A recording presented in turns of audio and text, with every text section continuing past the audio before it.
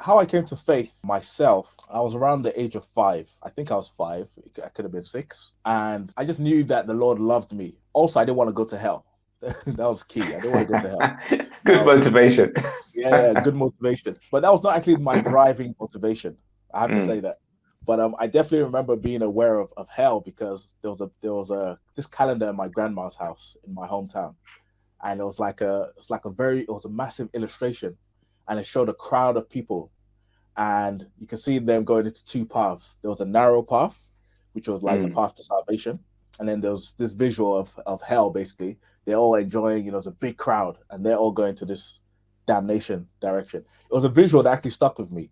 Hello, and welcome to Unlock the Kingdom Within You. This podcast explores the profound truth about what it means to be born into the kingdom, not a religion. On this podcast, we challenge the religious and denominational norms which shackle us from expressing the liberty of Christ by exploring the kingdom, the ecclesia, and citizenship. If you're born into the kingdom but lost in religion, then this channel is just for you. So thank you for listening, and don't forget to subscribe. Hello, everybody. This is Frederick Tobun from Restore Citizenship, and you're listening to the Unlock the Kingdom Within You podcast, the show that explores the profound truth about what it means to be born into a kingdom, not a religion. So today, we're talking about the kingdom, the ecclesia, and citizenship with Pelumi Ignobole. Pelumi is the co-founder of Restore Citizenship and is a creative director with over 2 decades of experience working with businesses on brand strategy.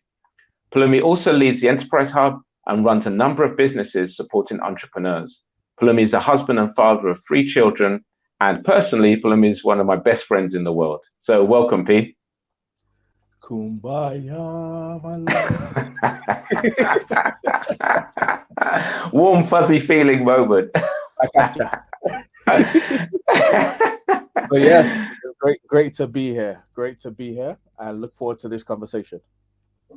Yeah, it's been a long time coming, and you should have been on here months ago.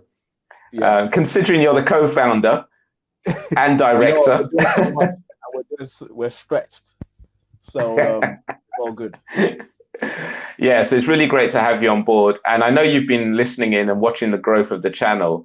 I can't wait for when you're going to be leading some podcasts, and because I know you'll take it in a very interesting direction.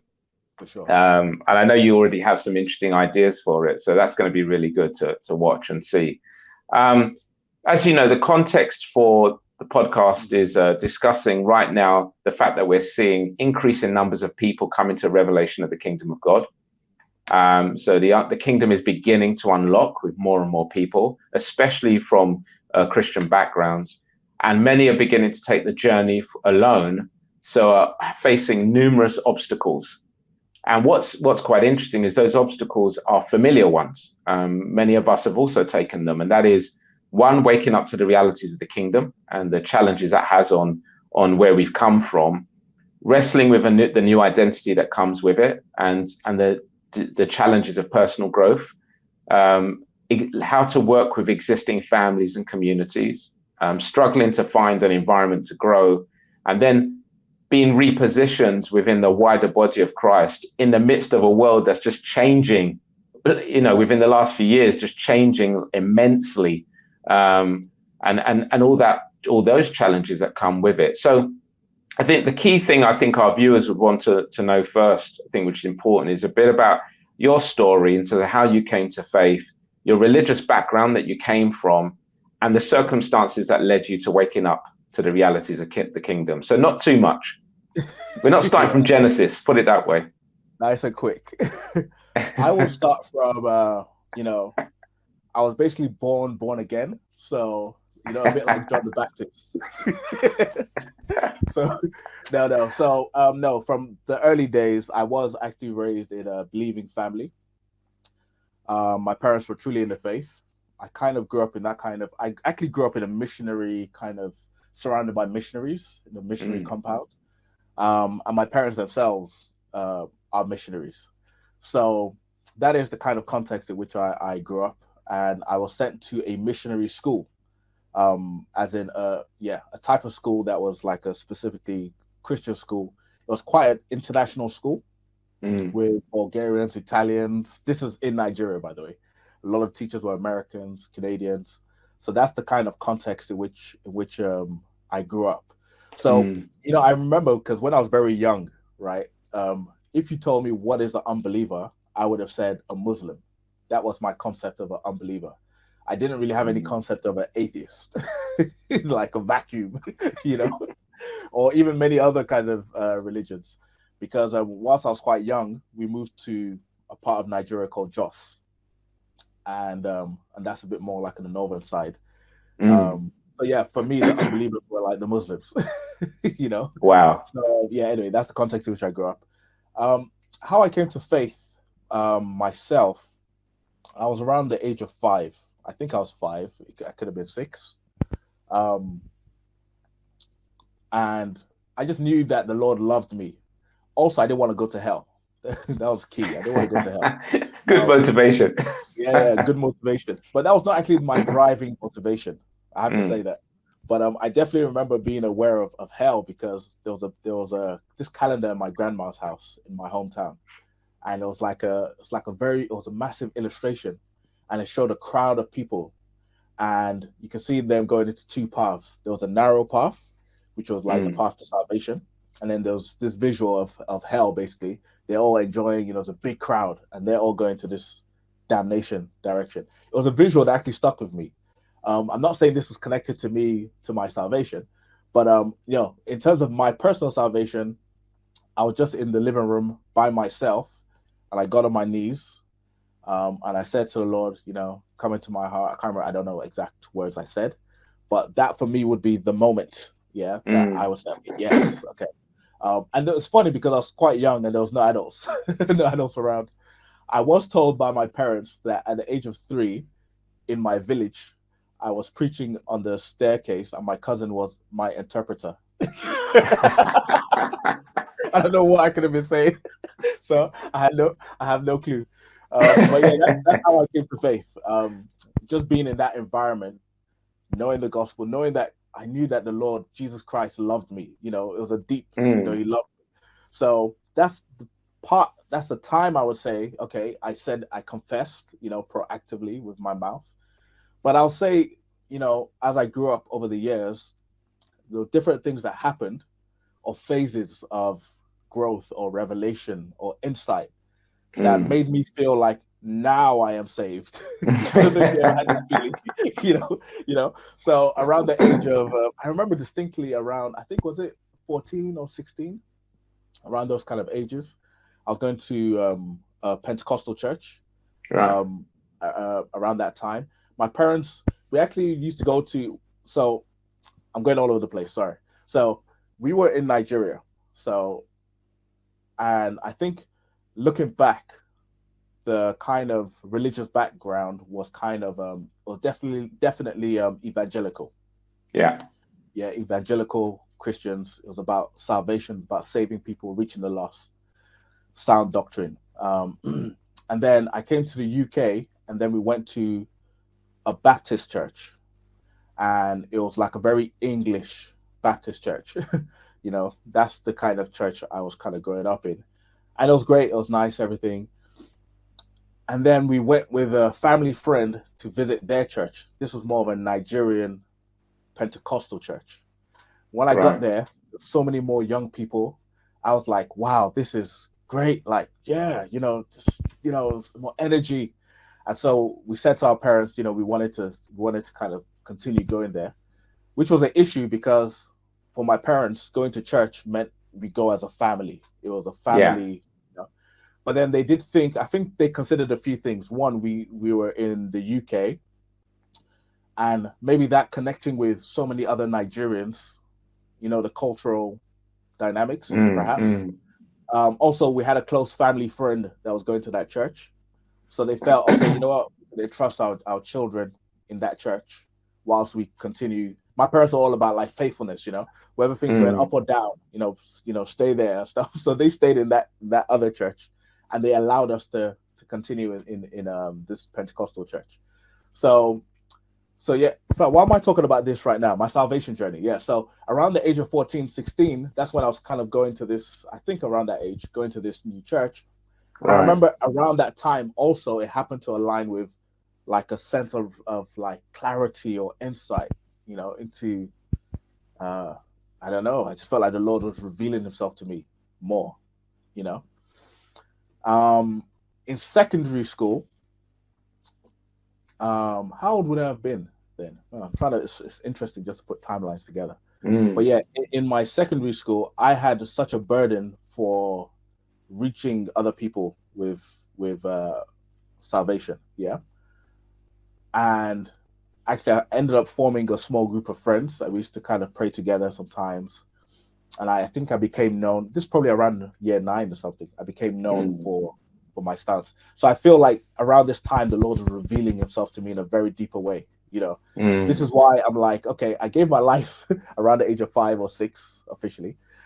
Then around this other time, I felt like a veil was, uplifted. At that time, even though I had to wake up early to go to secondary school, I still woke up an extra hour early just to pray, And then I'll go to school with this kind of missional mindset, And I remember this Satanist in one of my maths classes, and I was trying to preach to him, because I was seeing him wearing the hexagon, this ring, and I was like, oh, what's that? I was reading some books around that time. I was like, wow, that guy's into the occult, demonic. And he actually was into that kind of rocky, kind of weird stuff. So I was trying to preach the gospel to this guy, and I remember in the classroom trying to talk to him, and my eyes started getting watery. I was like, oh my days, I need to hold this back. Such was the passion, do you see, that I had during that season, whatever was happening during that season. Around that time also, I started to feel like I didn't have much friends because it was hard to find people that were on my wavelength, who were thinking this way. And so it was a specific prayer. And it's also, just to highlight, at this point, you're not going to a Christian school. No, okay, so I'm going to a school called Christ Church. Yeah. It was the most godless school I've ever been to. Because remember, I came from a missionary school when I was very young in Nigeria, and then came to the UK, went to a primary school.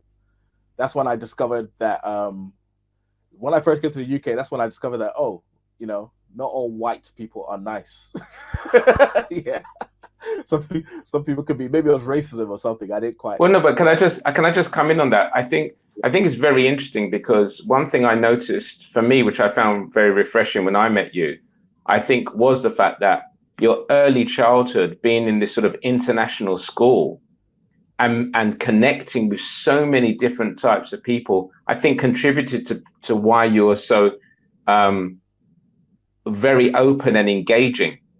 Because you've had so many cultures, you've interacted with so many cultures at a young age, which is unusual. Being in the North, and obviously, that's my assumption. Being in the North and being in Nigeria, you're in the North, not from the North, kind of thing. Exactly. So I think that it for me, it's not surprising that actually coming over here, your experience would be quite limiting, because you've been in quite a wide-ranging, high traffic, engaging with different cultures sort of background.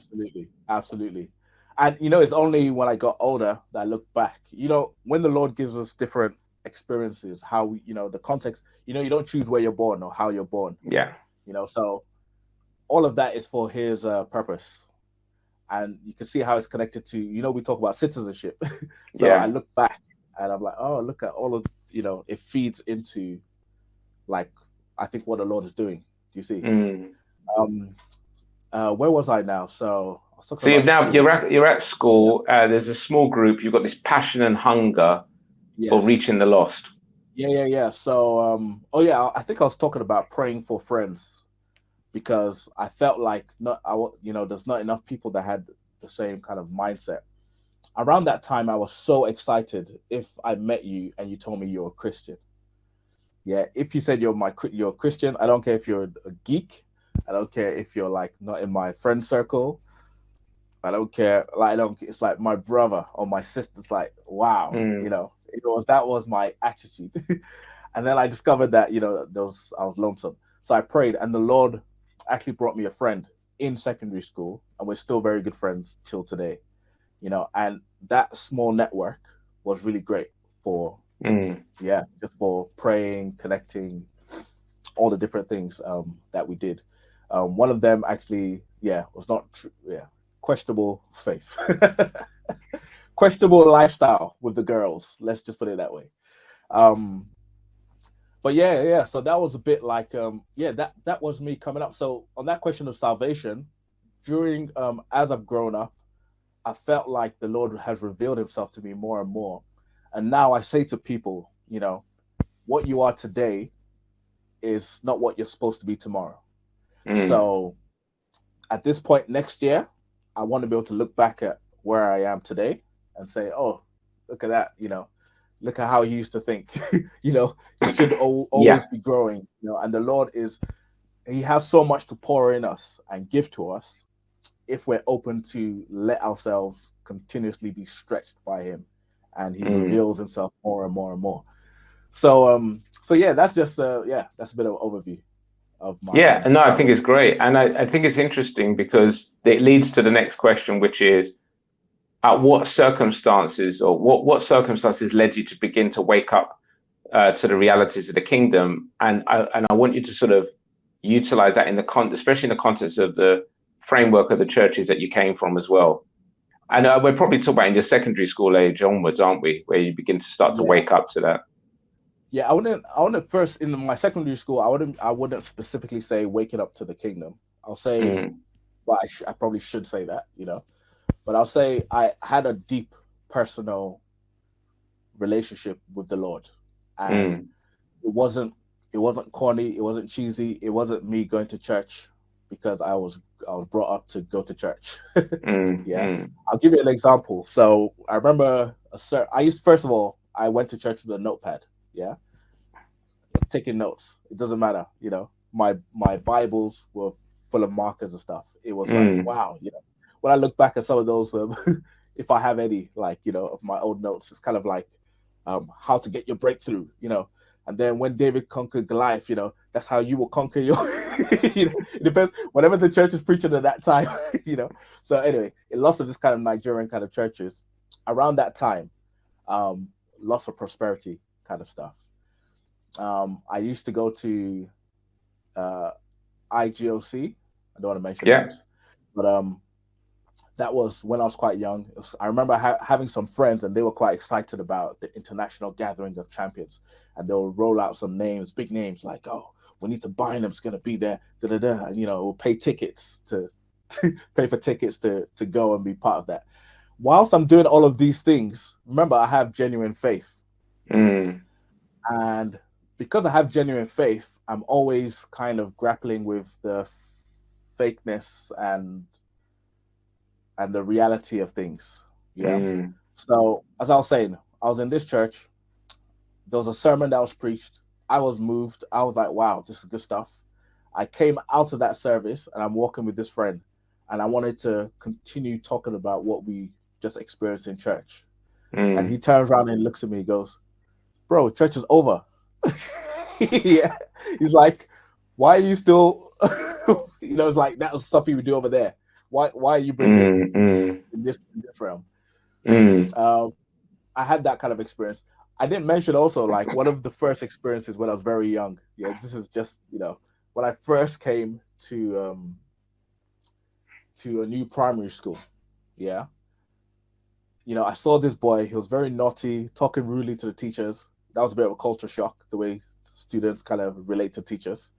And I stopped him and I said to him, don't you fear God? And I can believe that because I know you. I literally said that to him. He looked at me like, what planet is this guy from? Carrying on doing whatever he was doing. So that was interesting. But so yeah, you can see that there was a mix of a kind of religious upbringing, but genuine faith as well. Yeah.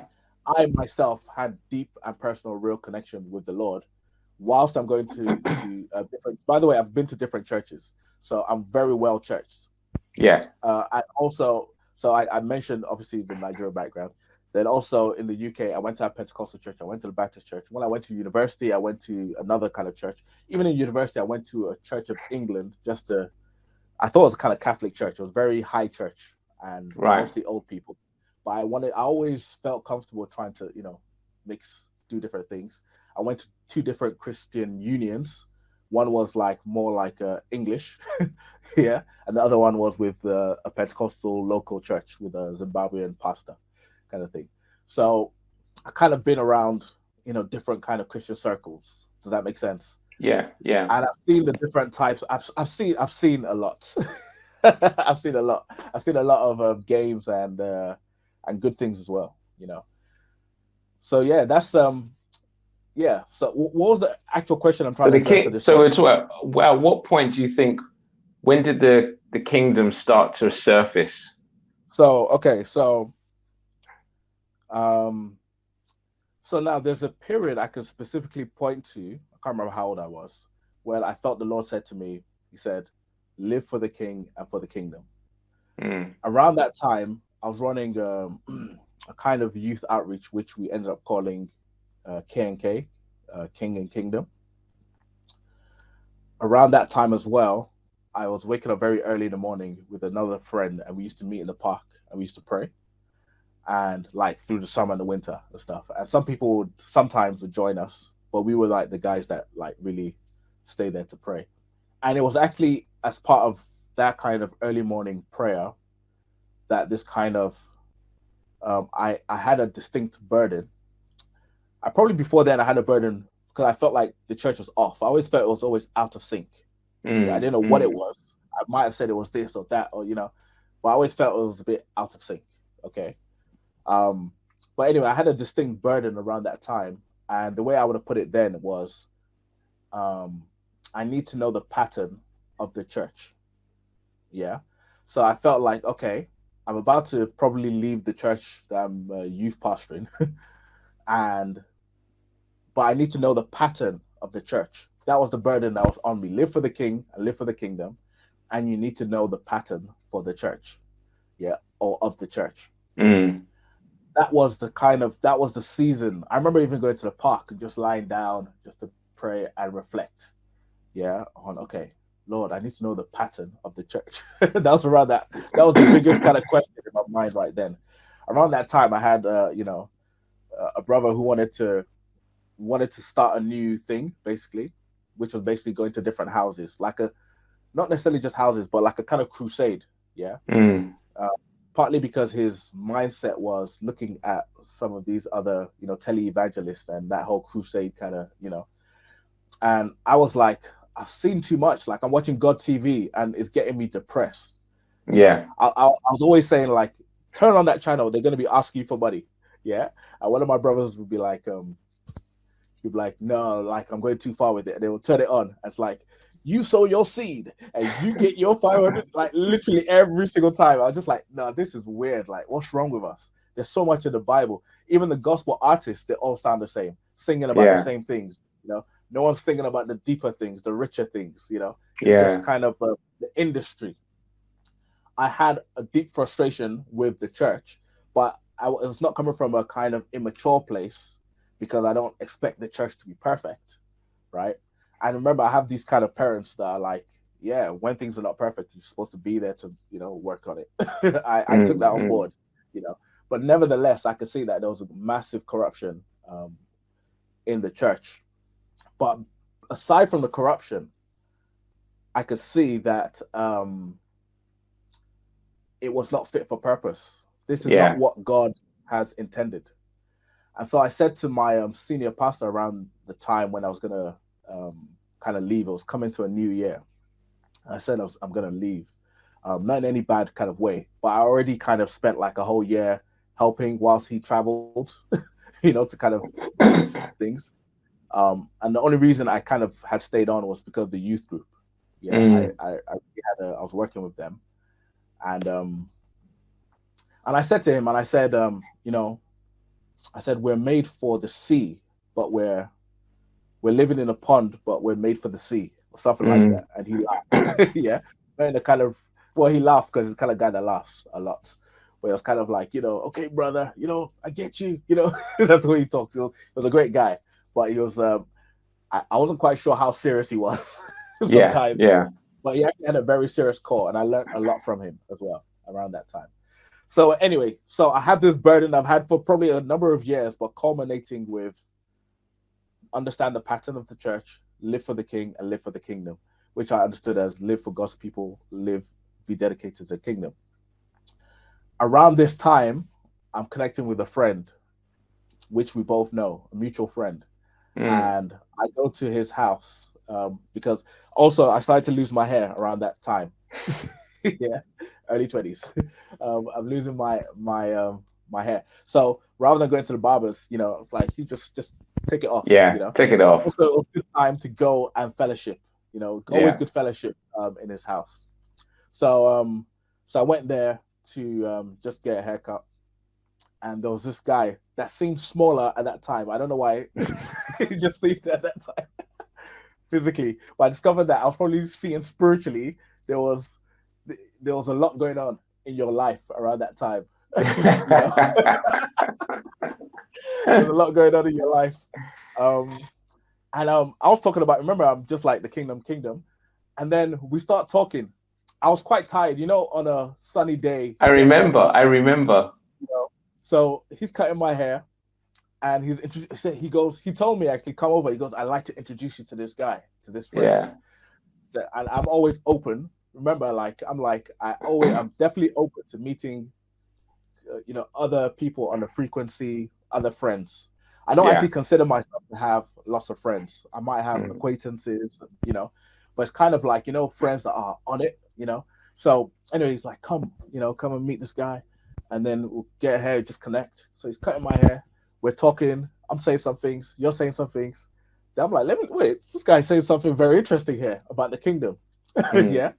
So you're talking. I can't remember exactly what you're saying, but you're talking a lot. And my hair is being cut, and I'm actually tired as well. But I'm not tired of the conversation. I'm just tired because I'm tired. So I'm trying to keep my eyes open, not because I was drowsy or anything. It was like definitely heavy, good stuff. Yeah. So I think that's when we first met and we connected. In that context. Shortly after that, I was doing an outreach where we used to get people to play football, and we'll preach the gospel before we play. I remember that. Yeah, so lots of guys just come around from the local area. It was really a good opportunity to just preach the gospel and play football. It was very simple. So I said, come over. And then some of the other guys who supported with some of the kingdom work and other kind of ministry works we've been doing. I was also part of another group, if you remember, where I was always part of groups that were outside the church doing what I felt was the real work. Okay. Yeah. And then always trying to persuade the church to support us, stuff like that. Yeah. I always felt uncomfortable sometimes when you reach somebody and then you bring them to your church and it's like, oh, is this what you're really about? It seems a bit weird. Felt like you're always trying to force them into something that even you yourself feels a bit uncomfortable with. Anyway, so and then there was about 10 of us or so. I think we met in my house at first. One evening after football. Yes, it was. It was in your house. Yes. Yeah. And we were talking about the kingdom. We were talking about citizenship. We were talking about all kinds of stuff. And we went on quite late. I can't remember what time. We said, okay, you know what? Let's continue this conversation at the other friend's house where I had my haircut. And then that's when we had a few back-to-back meetings. And some of those meetings could have started at 7 in the evening and ended at 7 a.m. Yeah. That was the move and the things going on. So that was a powerful time. And that was about 10 guys, I think, roughly. It was about 10 guys. That was regular. Yeah, thrashing things out. So I felt like the Lord was doing something. I remember even having a dream around that season. It's just like something is happening, and I'm here for it. So I think that's that whole story there. I know I've gone in different directions. No, it's absolutely fine. Kind of shows how that's when I had this burden, and this burden is being expressed and addressed, and the Lord is leading me in this direction. This is how the message of the kingdom starts to come into my sphere a bit more, right? It was a topic of conversation, but in terms of clarity, I think with time and testing and with rolling things out. And that's how we are where we are right now. Thank you for joining our fireside talk about the kingdom. My name is Frederick Tobun, and I hope this podcast has been a blessing to you. If you'd like to continue to receive fresh insight into the kingdom, click the notification bell to follow us. For further information about the kingdom, visit our website www.unlockthekingdomwithinyou.com to download your free ebook. See you soon.